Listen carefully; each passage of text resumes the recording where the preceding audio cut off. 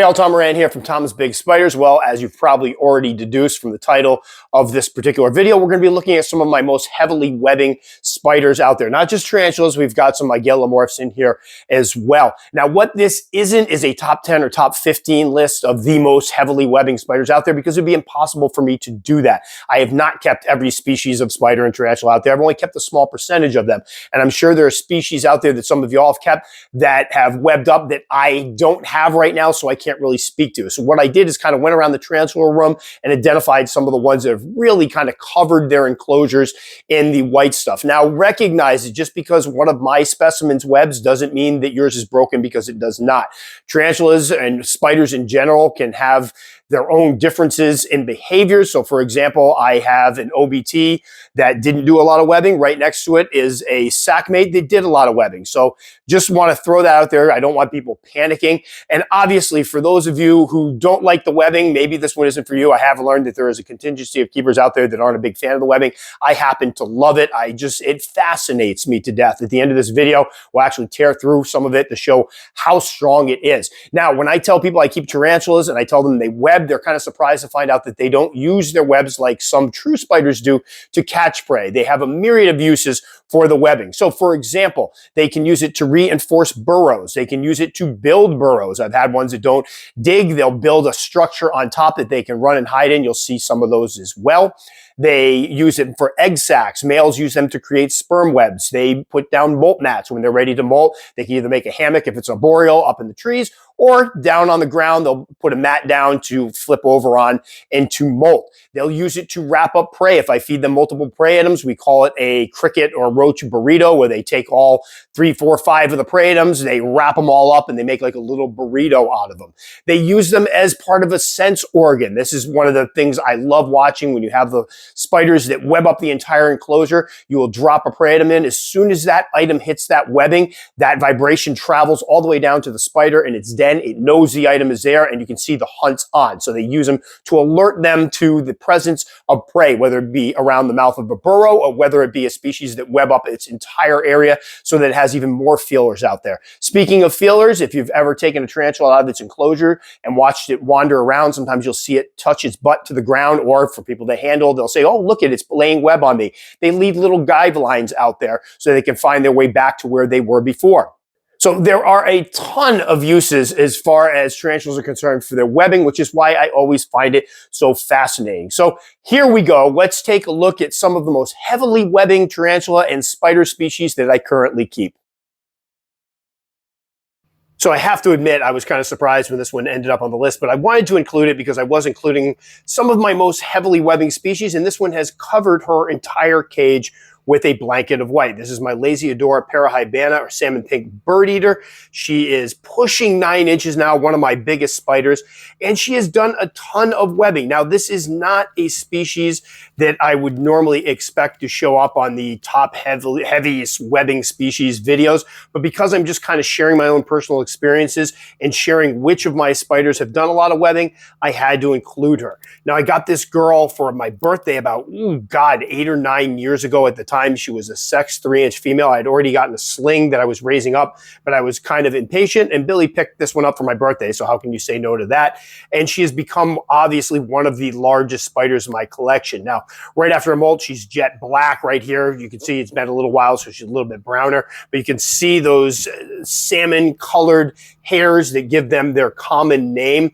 Now, I don't know why she webbed all this much, but I will say I have a lazy Adora difficilis that has actually webbed just as much as her almost. So apparently it is something they can do. However, I've had other species of lazy Adora that have not done a lot of webbing. So for example, my Itabune, which I believe now is Kluge, did not do a ton of webbing, but this one here, for some strange reason, has webbed a lot. And this is going to be kind of the message throughout this video, is the fact that some of the species that we're going to show here web for me, they may not web for others. They may burrow, they may do nothing. And just because a spider doesn't do a lot of webbing doesn't mean there's something wrong with the spider or that it's broken. I get a lot of comments and questions and emails about spiders that aren't webbing, and people are freaking out. And in this case, we have one that's webbing, and I don't know why.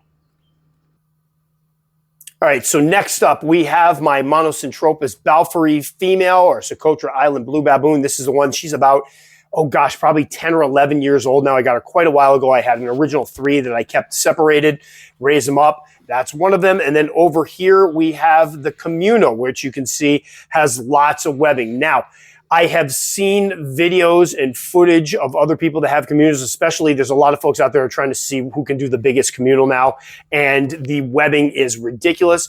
These guys here, they web quite a bit, you can see, and the neat part is they work together to do this. This isn't just one spider webbing, this is 5 different spiders working together. I've seen 2 or 3 of them with their butts almost together, webbing up a certain spot, and as you can see, it's like a Swiss cheese conglomeration of tunnels. You never know where they're going to pop out of when they go to hunt. This one here is just coming out a little bit, and I've got some footage because I wanted to show them off of all 5 of them out and about. This was the other day. I caught them all out in the open. Sorry for the weird angle, but I'm trying to make it fit this type of aspect ratio.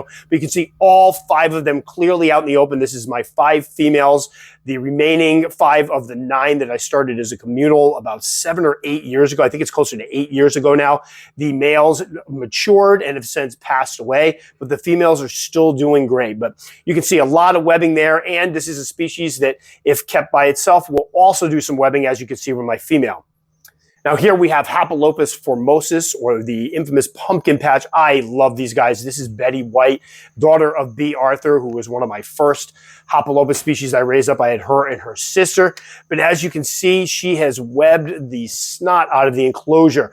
And this one here has been in this enclosure for about 2 years now, so she's done a lot of work. She also has a little burrow that's underneath the webbing there to the right that she can retreat to, which is good because with Hapalopus formosus, or they originally sold in the U.S. as Hapalopus species Columbia larges, they're known to be escape artists. This is one of the few species of tarantulas that I've heard from many people over the course of the years likes to bolt out of the enclosure when you open it. So usually if your tarantula has either a webbed den or a dugout den in the substrate, when you disturb them, they go and retreat to that den. But I've had mine actually run out or try to run out as well. And I've heard many people that keep this species say that theirs will run out. But as you can see, this one here is eating. You can see that gorgeous little butt, or that gorgeous fat butt that gives them the name pumpkin patch, because with the black and the orange, it kind of resembles a bunch of pumpkins sitting on the ground. But she has webbed the entire enclosure up. And usually when disturbed now, she will run and hide. I was glad I could catch her out for a little bit because she can be one of the trickier ones to catch out because she's shy. But this will always be one of my favorite all-time species. This was the first species I ever successfully paired. I paired B. Arthur, got about 100 slings out of her. That was some of the tiniest slings we've ever seen. And a fun fact about this species is that the slings actually have their adult coloration after they hit second instar. So most species of spiders, you have to wait quite some time for them to start showing off their adult colors. These guys have them right off the bat. And another cool thing about them is their overall build. Because of their kind of stout bodies and their shorter legs that come to points, they kind of resemble true spiders. And I posted pictures of these up before, and I've had people actually come on and go, oh, I have those around my house. Wrong spiders, guys. It wasn't these, but just awesome spiders, and ones that do quite a bit of webbing.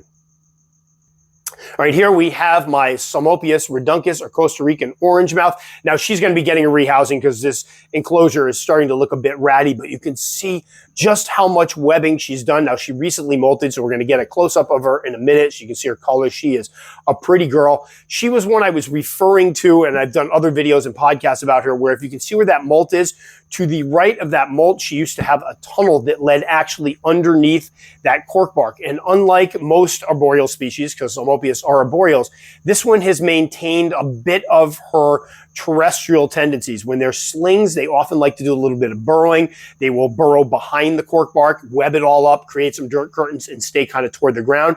And then as they pick up size, they tend to come up more and sit out in the open like you'd expect in a boreal. Well, this one here never really did that, although I do catch her out and about sometimes now, sitting on that piece of cork bark. If disturbed, she will stay in that little den area on the ground. But this guy and this one and her sister were both originally put into the 8x8x12 Exoterra enclosures. And it was originally a planted enclosure, but as you can see, because of all the webbing, she basically killed off all the plants. And this is one of the issues I have sometimes with the planted enclosures, is that if the spider wants to do some webbing and cover up those plants, it can harm the plants.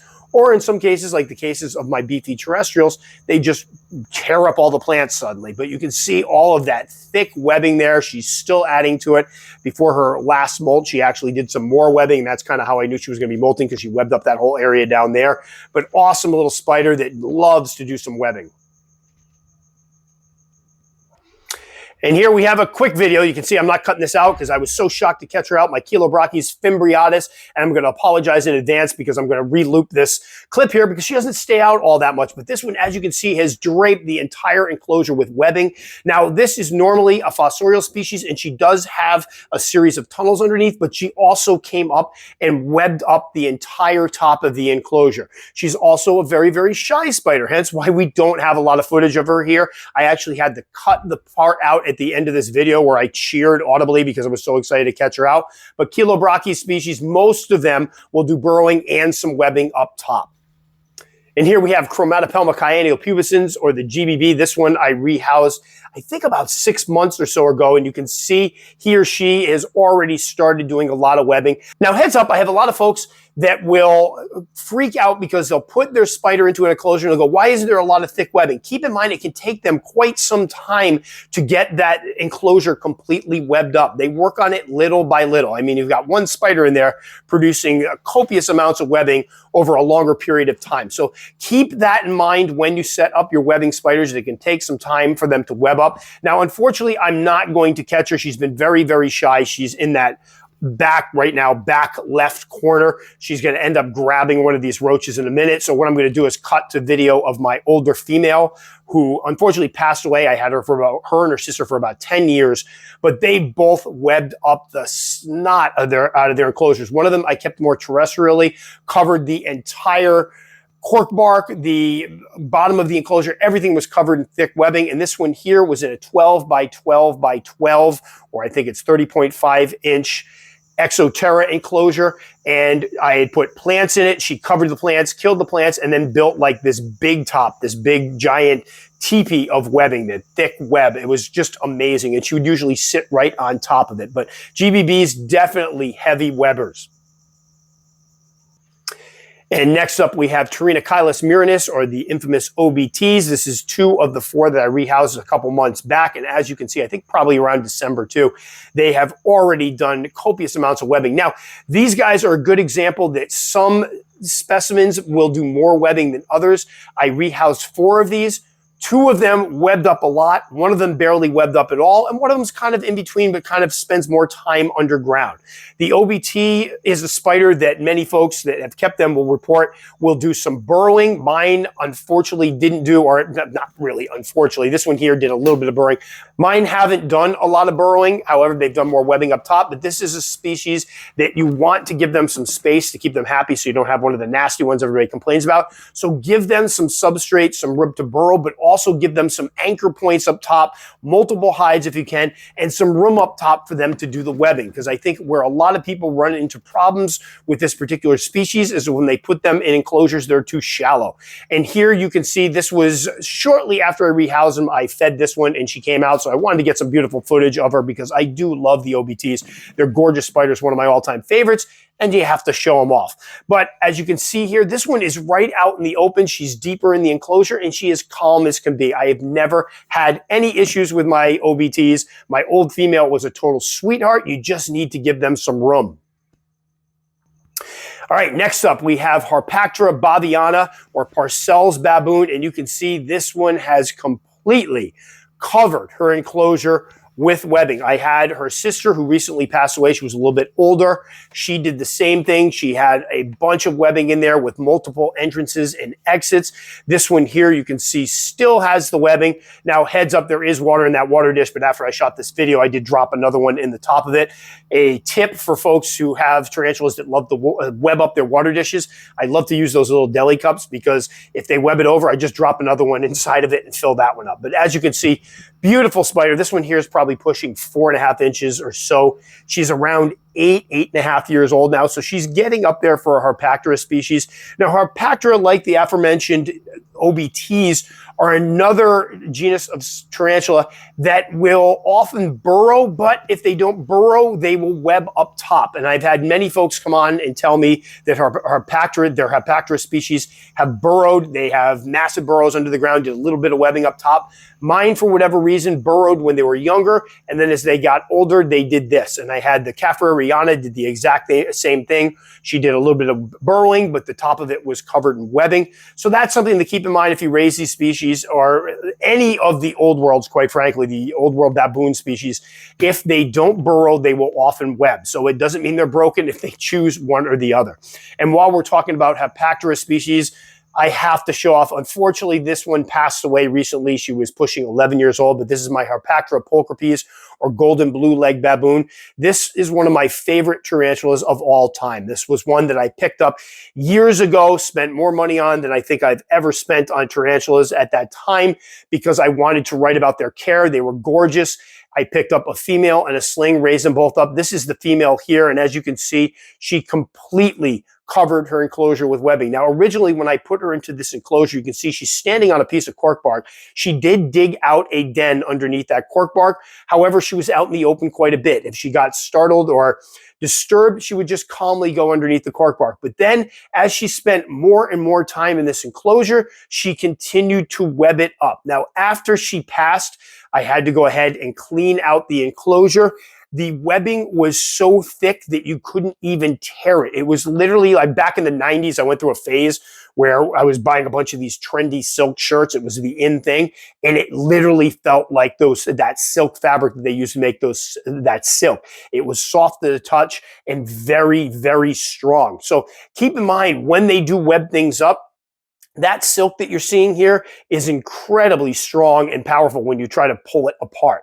But as you can see, the entire enclosure is covered in the white stuff, which I thought was great for every time I wanted to get a picture. This is one of the most beautiful spiders, I think, out there. And when I wanted to get footage of her, there she is eating. It was wonderful to have that white backdrop to get the colors to pop. Now, heads up on these guys. You can see this one here. She's older. She's a little more muted. When they're juveniles, they tend to have a more of an orangey gold body, and those legs tend to be a little brighter blue. As they get older, they get a little bit more, I hate to use the word drab, but still beautiful spiders nonetheless.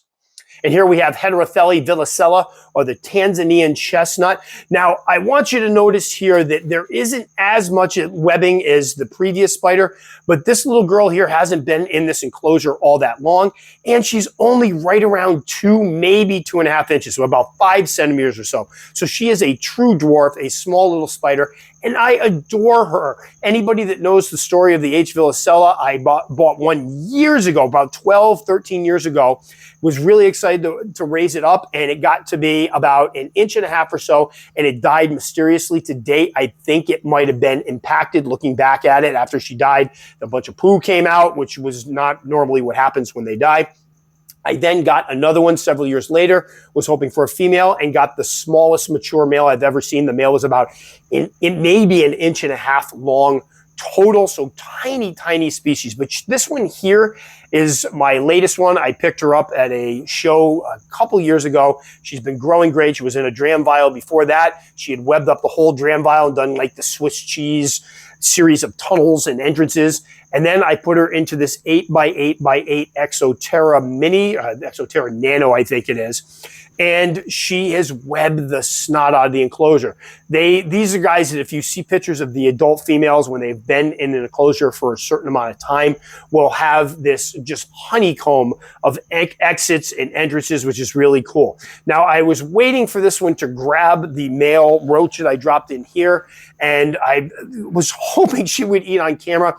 Unfortunately, what ends up happening in a moment is she's going to get startled and retreat. However, later on, when I came back, I was going around checking on her, and I watched her grab it and retreat back into her burrow. So there you can see all the webbing she's done. Now for her, I did try to stack in a bunch of different cork bark, put in some different things for her to anchor her webbing to so she could have different entrances and exits and allow her to kind of choose what she wanted to use as far as to make her burrow. And she has used it. She has, as you can see, there's tunnels going all under all of those pieces of cork bark. You can see 3 different entrances there. There's another one in the back. So she's done a great deal of webbing, and she's probably going to continue webbing that one up. There's a piece of, I believe, driftwood in there, some fake foliage. The trick with the species is if you are with the webbing species is if you want them to web, give them things to web to, give them multiple hides, give them a place to be secure so they can start webbing from there. All right, next up we have one of my Sertogyrus Marali or rear horned baboons. Now this one you can see to the left. That is a den. She did dig all the way down to the bottom, cleared out a lot of space in the bottom. But since then, she's been hanging up top a lot more, which I found intriguing because a lot of the times when they have dens, they don't do as much webbing, or if they do webbing, they don't have as deep dens. This one kind of is enjoying the best of both worlds, and I love it because I love these guys. They're hobby staples, beautiful spiders. You can see all the webbing coming up from the surface of the substrate above her den. There's her den down there, all around her den, all around the entire enclosure. So she's done a lot of webbing. Now I have 2 of them. The other female I rehoused recently as well. And though I gave her a starter burrow and a place to burrow, she has not done a lot of burrowing. She's done a lot of webbing as well. And this is one when I posted my last care video on these guys, it was about 50-50 with folks saying theirs did a lot of burrowing or theirs did a lot of webbing up top. So as you can see, she's eating here, and you can see that horn on the top of her carapace, which gives her the name rear horned baboon. These horns on this species go to the back. Love the patterning. They go through colors where they have browns and golds, a little bit of bronzes. I love the patterning on the abdomen, but a really cool spider, and one that I think I just did one on my favorite old worlds or something, or hobby staples, and apparently I didn't include this one. So if I were to do a hobby staple one again, it would definitely be on it. But Sertogyrus Marali, both of my females, lot of webbing. And while we're talking about Sertogyrus, here's my Sertogyrus Marali, or straight horned baboon. Again, this one is in an 8x8x12 acrylic enclosure. And as you can see, she has webbed up the entire enclosure. Now, again, just like the Marali, this one burrowed as a sling. It has a series of burrows where sometimes I don't even know which hole it's going to pop out of in this enclosure. But once she got going, she started webbing around all of the burrow entrances, and then eventually blanketed the entire enclosure in webbing. So this there it is, entire enclosure is covered in webbing that kind of slopes up to the sides of the enclosure. Now, much like the C. Marali, I've been seeing this girl more and more and more, which has been great because I love these guys. Now you can see the other one is called the rear horned baboon because the horn slopes to the back. This one here, the horn is straight and goes up, so that's where they get the common name from. But this one has been fantastic to raise up, and I have to admit, for years, I kind of slept on the Sertogyrus species. I remember years ago having a video I put out about my favorite old worlds, and somebody's like, you don't have Sertogyrus species? And I'm like, well, I can't keep them all. But I eventually got a 3 Sertogyrus Marali, raise those up. That was one of the other smallest mature males I have ever seen. The male was about 1.25 inches, 1.5 inches long. And then luckily I got 2 females out of this one. And then a hobby buddy gave me this one here that I've been happy to raise up. It's been fantastic watching this one grow up, fantastic watching it hunt. And I love the fact that it has kind of not abandoned its burrow, but it's spending much more time outside because I just like watching it hunt. All right, and here we have my Hapalopus or Fibus Murinus or skeleton tarantula. I have 2 young adults that'll be getting rehoused very, very soon. I'm going to be doing a genus review of all of Hapalopus with all 4 species. These are 2 of the ones that'll be getting rehoused, but you can see gorgeous spiders. I had one years ago that turned out to be a mature male, and I planned on doing a whole husbandry thing on them then, but he passed away before I got really good footage. There wasn't enough to put a video together. This one was sent to me by my buddy Aaron Cashel, who sent me a bunch of Fibus species, and I've been raising them all up, and they've become huge favorites. Now, again, like some of the other species we've mentioned, you can see that one there. She just grabbed the roach. We're not going to see her hunt, but we'll have the other one out in a moment. But they will do a lot of burrowing and webbing up top. I've had some people say that if you put them in enclosures with some room up top and some leaf litter and other stuff, they will build little dirt turret volcano things in the corner that they hunt out of. I have one of my other species did that. This one here is the other one. But I've enjoyed watching them web up their enclosures. This one has a little bit less webbing. Now, I am kind of curious to see what happens when I go and rehouse these. Will they burrow because they are known to be kind of fossorial tarantulas? Will they web up on the surface? I don't know. I'm curious to see what happens. But as you'll see in a moment, this one will finally come out and grab this little roach. The guy put on a good fight. And I do feel bad for the roaches, don't get me wrong. But my spiders have to eat. And wait for it. This guy's working his way up. She's going to grab it in a minute. I will say that the other Hapalopus species I keep have done some webbing as well. And I was going to include them. But considering we're going to be doing the genus review soon, we'll hold off for that. And boom, gone. Now, unfortunately, this is kind of a letdown. We have my Heterofelli diamantinensis, a Brazilian blue beauty, which we're going to feed here. Now, at least I got her eating, but she was just rehousing this one here, and she took a while to start webbing up. I gave her a lot of things to web to. She's got anchor points, she's got leaf litters, she's got multiple hides, she's got fake plants. I even dropped in some of her old webbing, but she just started webbing up. So unfortunately, I can't show off. You're gonna have to take my word on it that eventually this girl here will web up the entire enclosure. The last adult female I had completely covered the whole thing in webbing, and every time I put up a diamantinensis video, I have folks chime in talking about how much webbing theirs do. Now, what I'm going to do is I'm going to cheat in a moment. I'm going to show one of my juveniles. It might even be this one. I can't remember. It's this one or my older female in its old enclosure so that you can see how much webbing they do. This one, much like the GBB, not only do they kind of resemble each other, they're both known to be heavy webbers, although I've had many folks say their D. diamantinensis web much more than their GBBs. They create much thicker webbing all around, and they like to hide in their webbing while the GBBs will often sit on top of it. So here is the webbing she's done in her enclosure. Now we're going to look at the older video here. You can see all of that webbing, the honeycomb again of webbing all around. They like to sit in the webbing and hide and then come out to grab their prey. The good news is mine are usually quite visible, as you can see from the last one. And because they're fast, you want them to bolt into the webbing when disturbed and not out of the enclosure. And here we have a final tarantula on the list. Heterofelli Inci, or Trinidad olive. This one is by far right now my heaviest webber in terms of tarantulas. She has done so much work in this enclosure. We'll see in a minute. I'm going to show another feeding video that gives you a bird's eye view of her enclosure. She has webbed every square inch of this, has multiple entrances and exits. It's the funniest thing because you drop in a roach, I'll drop a roach or cricket into the middle of that enclosure, and I will never know where she's going to come from to grab it. She's got 1, 2, 3, 4, 5 entrances over there. She's got another couple on the side facing us, and she can explode out of any of those at any given time, which again makes feeding time really fun.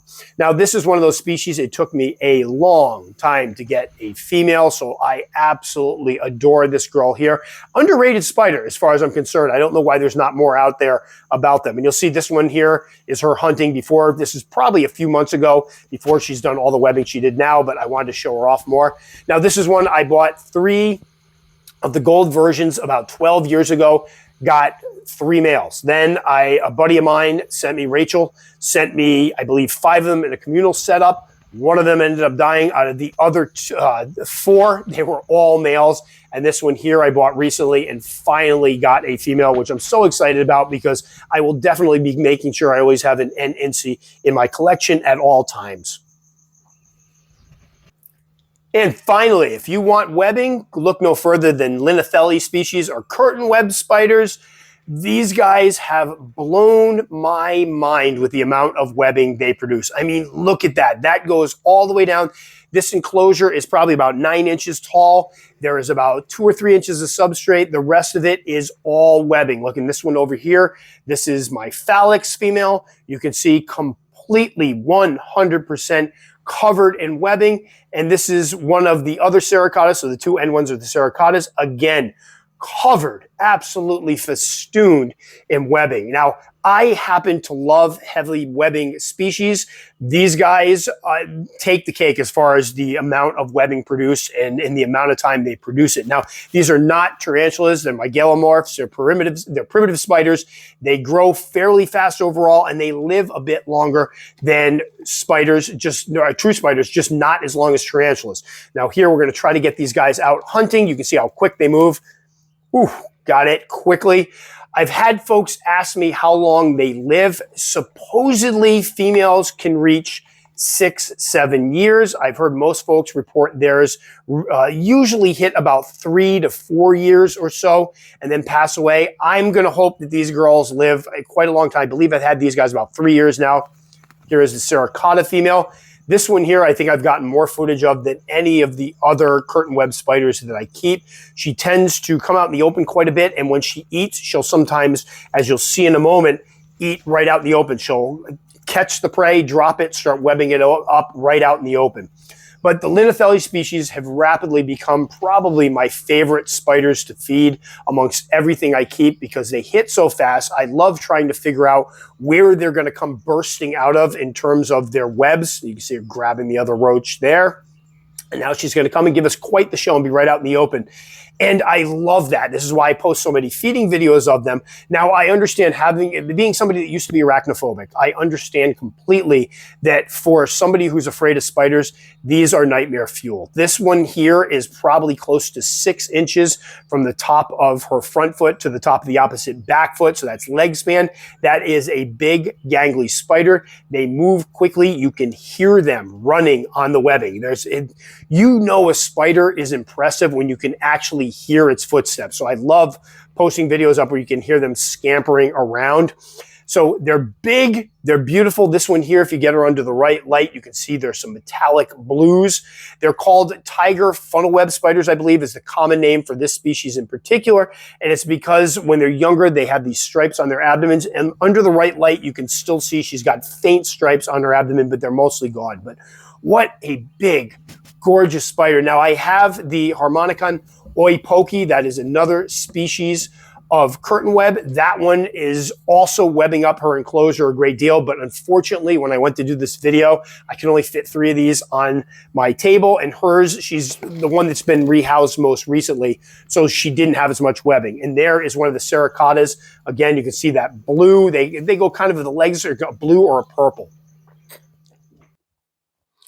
So again, I know I mentioned this in the video, but I always like to sum things up. If you have a species that you know likes to web, make sure you give it room to web. That's very important. Don't put it in a little plastic shoebox with a couple inches of space between the substrate and the top of the enclosure. What you get is a mess. If it does web up, it's going to web right up to the top of that container. You don't want that. You want to give them some depth so that they can web above. This holds true for old worlds, particularly that are known to either burrow or create some webbing up top or both. So that's something to keep in mind. And if you want them to web, make sure you give them anchor points. I see a lot of folks that will put their tarantulas into an enclosure with a cork bark hide and go, I don't understand why it's not webbing. Put some plants in there. Usually fake plants are better for the heavily webbing ones because they'll kill the real ones. But put some plants in, some branches, make sure nothing too sharp so the spider doesn't get hurt on it, so they have something to web up to. That will encourage them to web. I've also found with some of the heavily webbing species that when I rehouse them, if I take a chunk of that old webbing and put it in the new enclosure, they will sometimes use that to start webbing from, and it encourages them to web sooner than later. And as far as the webbing is concerned, for folks who haven't had a heavy webbing spider, here is some footage here of one of the enclosures that has been webbed up. The spider's passed. This was a mature male curtain web, but you can see and hear how thick this webbing is. Now, I joked at one point during the video that it reminded me of the silk shirts we used to wear back in the 90s. It really is thick. It is strong. You can see when I tug on it, it pulls up everything in the enclosure. Now, for me, I don't mind that very much, but I know for some folks, when they put in water dishes, they'll web over the water dishes. They'll web over everything. So when it's time to rehouse the spider, it can be a pain in the butt to clean everything off. I don't care. I love the webbing. Now, one spider that I did not include in here because I couldn't get it out and about, I wanted to get some shots of it and I couldn't, is my Fufius species gold. As you'll see from this footage here, this is another spider that has webbed up a great deal. As a matter of fact, I'm second guessing the size of the enclosure I put in. At the time, it was about 3/4 of an inch. I heard they got about an inch, inch and a quarter. This one is a female and it's probably about 1 3/4 inches now, and it is completely filled the container up with webbing to the point when I slide that little top open, it sometimes pulls some of the webbing out. So we'll see. Perhaps we'll get her a new enclosure, allow her to do some more webbing in that one. She is getting a little bit older now, so I really don't want to pull her out, rehouse her, and put her through the trauma of that if she's going to pass away in a little while. All right, so that will do it for this one. As always, if you liked enough to subscribe, very much appreciate it. Click the little circle up in here. I'll put a couple other videos down in here. You take the time to comment, I'll take the time to respond. Just know it can take me a couple of days. Guys, stay safe. Have a great one. We'll see you all next time.